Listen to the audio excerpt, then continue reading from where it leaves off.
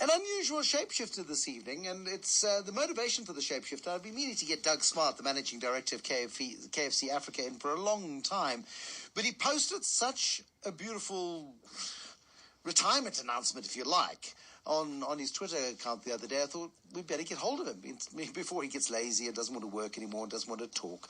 Because there's so much rubbish that is spoken in the corporate world, certainly at upper echelons of corporate world. The corrupt and the washed up are often allowed to have far more latitude when it comes to walking away from their jobs than they ever allowed anybody who ever worked for them to have. Very seldom do you get an honest announcement of somebody who is stepping away. Yanni Mouton gave a very honest announcement the other day that why he would be cutting back. He's still the chairman of PSG, but he said, look, I'm in the early stages of dementia. I'm forgetting things. I'm repeating myself. And everybody needs to know that because people are beginning to talk about me behind my back, and I don't like that. So here's some disclosure as to what's really going on. I'm fine. I'm capable. Everything is fine, but there will come a point where I'm going to step away. Also recently, a really powerful message on his Twitter feed from Doug Smart, the managing director of KFC South Africa. I don't want you to read it, but I want to give me a sense of your headspace when you write probably 150 words of why you want to fundamentally change your life at a relatively tender age of 52. Thank you, Bruce. It's a pleasure to be here. Pleasure to see you again, and good evening to your listeners. Yeah, 52 years old. I think when you're 30, you think 52 is completely over the hill. But when you're 50, you realize these days just how young you are. I guess, first of all, my wife and I have always liked this idea of a second half, kind of something next after corporate. Corporate takes its toll. You know, I travel a lot, don't see a lot of my family. I think corporate takes a toll on all of us in terms of how good we are as fathers, how good we are as husbands. And so we've always pursued this idea of a second half. We had our kids young. We have 3 sons in their mid-20s and older.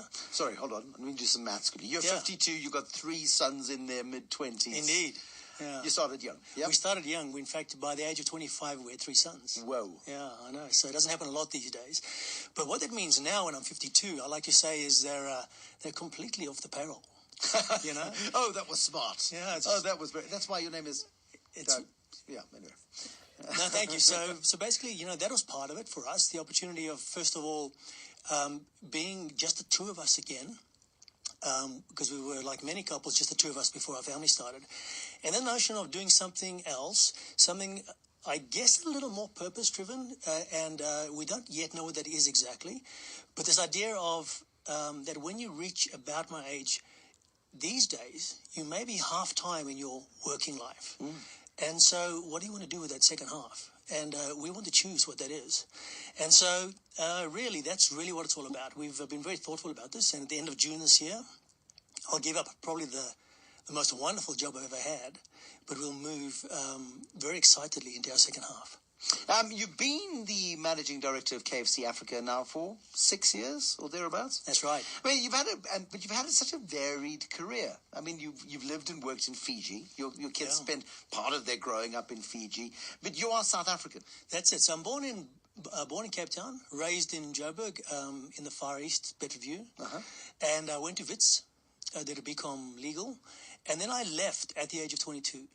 And so that would have been late 80s. Exactly, 88. Early 90s, yeah. 88. It was quite a tumultuous time in our country. It was. State of emergency.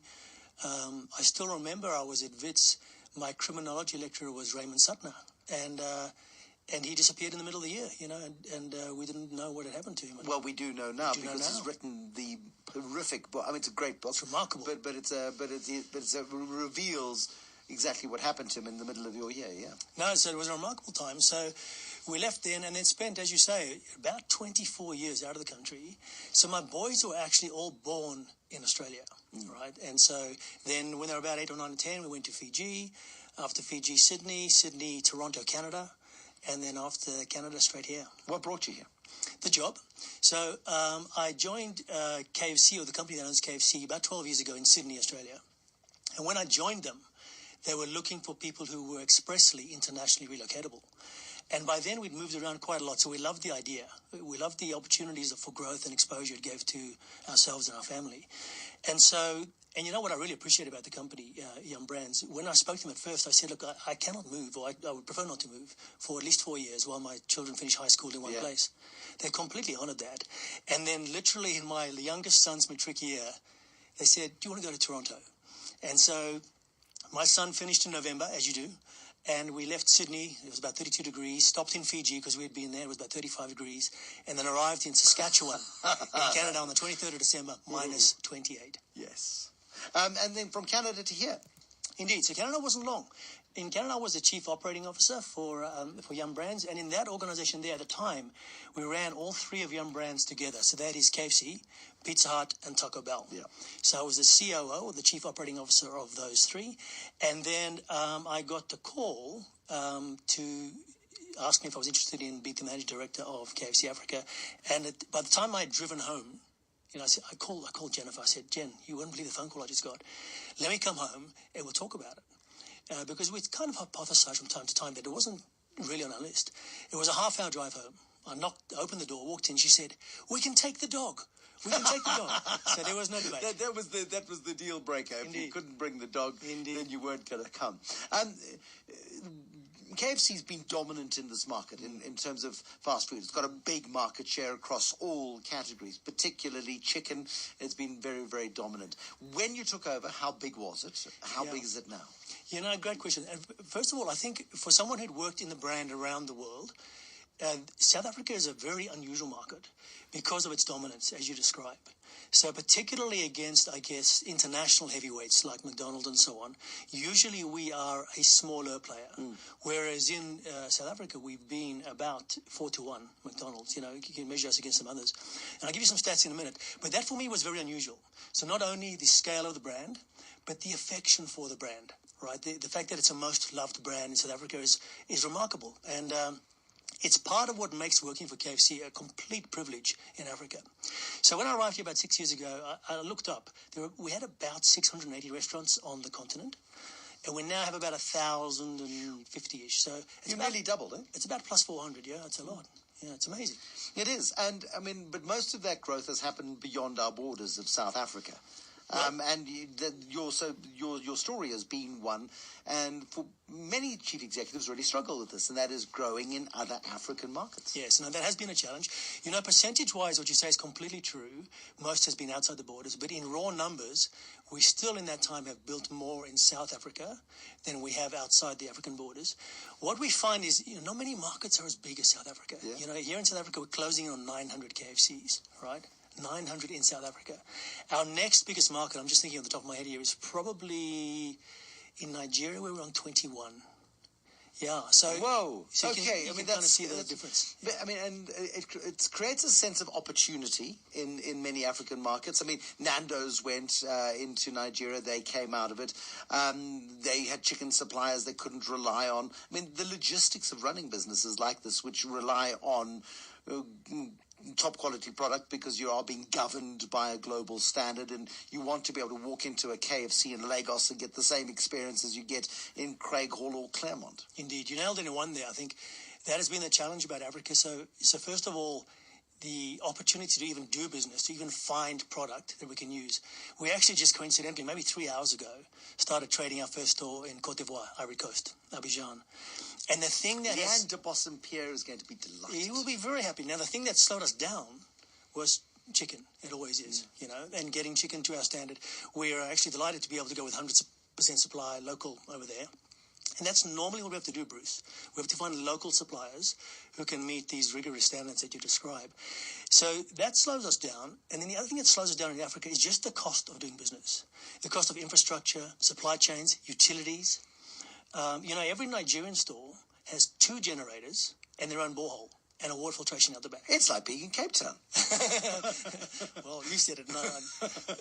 My guest this evening is Doug Smart. He's the managing director, the outgoing managing director of KFC Africa. Particularly interesting in the way in which he's decided to go for the second life and stepping away from the role at the age of 52, going to live in another country, doing some consulting, to study further as well, Christian and classical studies, and also broaden his own mind and have a bit of a life after 30 years of working particularly hard and having a global career. We'll talk more to Doug Smart in just a moment. What's got me going is KFC, biggest fast food brand in the country. How many chickens have been slaughtered in KFC's name since he's taken over? And does he feel bad if he's still in the studio with me in a couple of minutes? So how many chickens have met their sorry end since you took over? Well, Bruce, first of all, I think you and I both know that every chicken that goes to KFC is a very proud chicken. But you and I were doing some maths before, so it's something like this. About 2.2 million chickens per week. Let's say 52 weeks in a year, that gets me to about 114 million.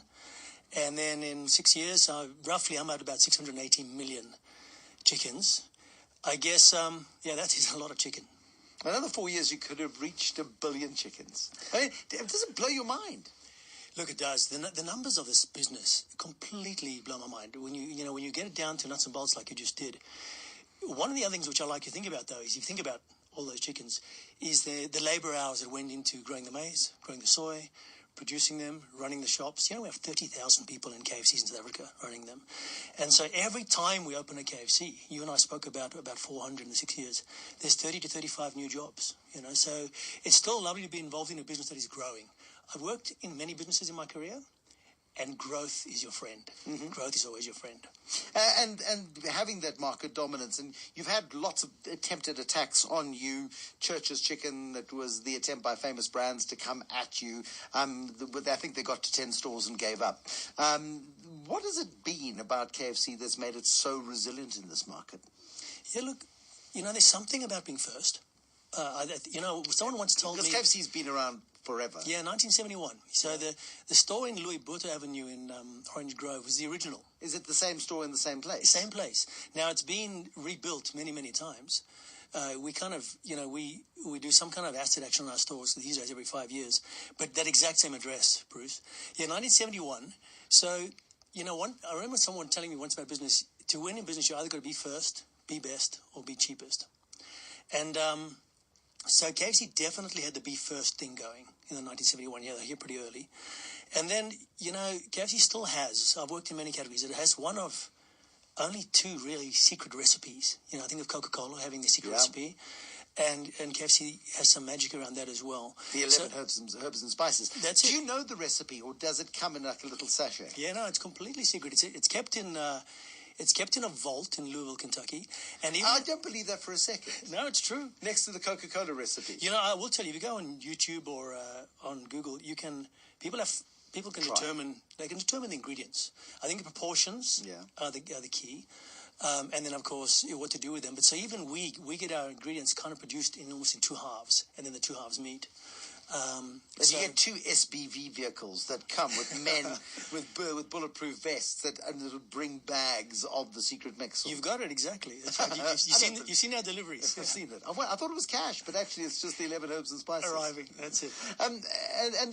But the history of it also is lovely, and the fact that Colonel Sanders, the Kentucky Colonel Sanders, he wasn't a real colonel, starts this business really late in life. 65 years old. He was 65 years old. Remarkable. And it's become this global success.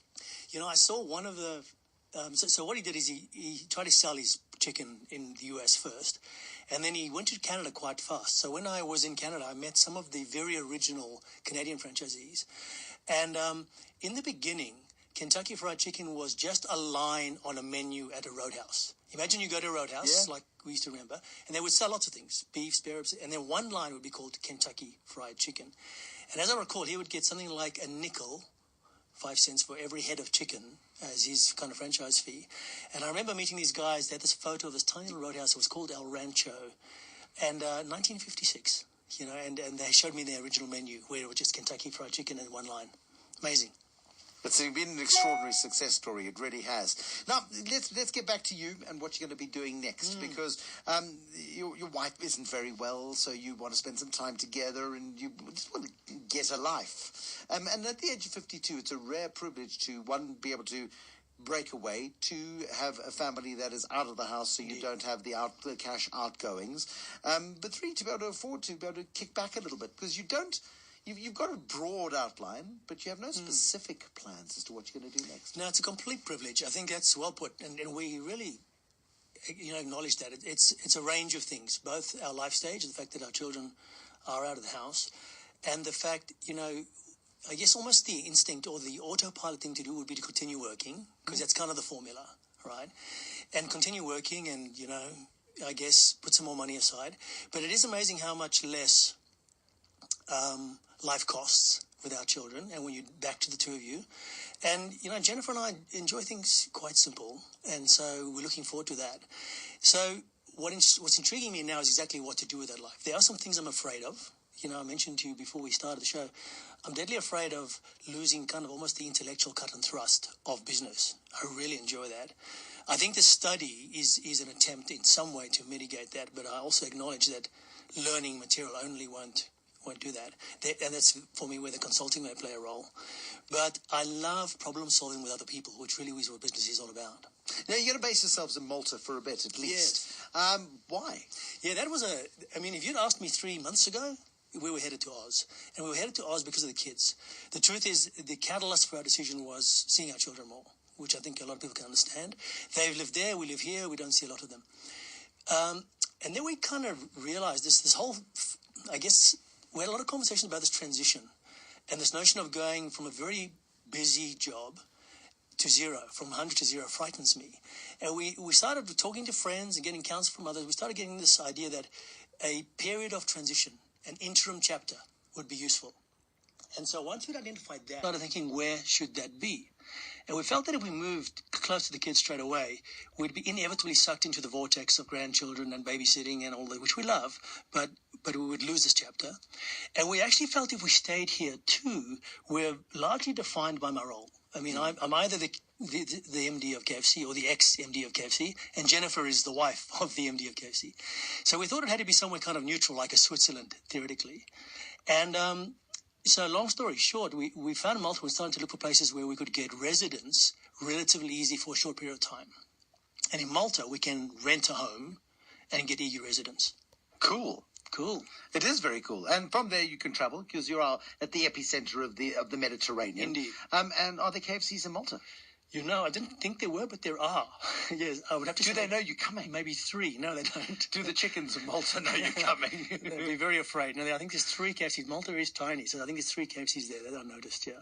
Well, I'm sure you'll enjoy it. And then the camper van in the garage, and actually doing the travel and having the time and the luxury to do it. The studies, the Christian and classical studies. I mean, just an interest. Yeah, let me tell you about that. So that's very interesting. So first of all, look, my family and I are Christians. So we've always, I guess. Your son's a pastor. One of my son's a pastor. My youngest guy's a pastor. My middle guy did this exact degree. And I remember looking over his shoulder while he was doing his master's, maybe 3 years ago. And it's online, a lot of video stuff, thinking, this is so fascinating. It's studying the ancient philosophers, Aristotle, Dante, and the Christian tradition. And thinking, one day I'd love to do that. And then as we were approaching, the second half, I thought, well, I want to study things of interest. So, for example, I'm fascinated about things digital. So I want to do some digital stuff, and I want to do this Masters of Arts, which I think will take about 18 months. And I'm lined up to start in July. So it's again, part of the mission not to go from 100 to 0 and to equip myself better for my second half. And what is the big goal? I mean, the big goal is ultimately get back to Oz, be granddad. But I can't see you not working. No, I'm with you. Look, the big goal is I guess to give back, to do something to pay it forward, to contribute in a way that uses my skills. I'm a big believer that I guess we got some skills from nature, we get some skills from nurture, and after 30 years of experience, all of us have learned some things. And I would love to be able to leverage those to teach, to help. For me, the consulting is about that. And really, I love doing work which feels like it's making a difference. So it's about that. Doug Smart, thank you for a lovely chat this evening. Doug Smart, the Managing Director, for now, of KFC Africa. Going on to completely different things tonight, Shapeshifter. Well, that was a different shape-shifting experience. Doug Smart, the Managing Director of KFC Africa, and what he's going to be doing next. Thank you very much for listening to The Money Show this evening, and look forward to chatting again tomorrow. It's going to be busy. Till then, bye-bye.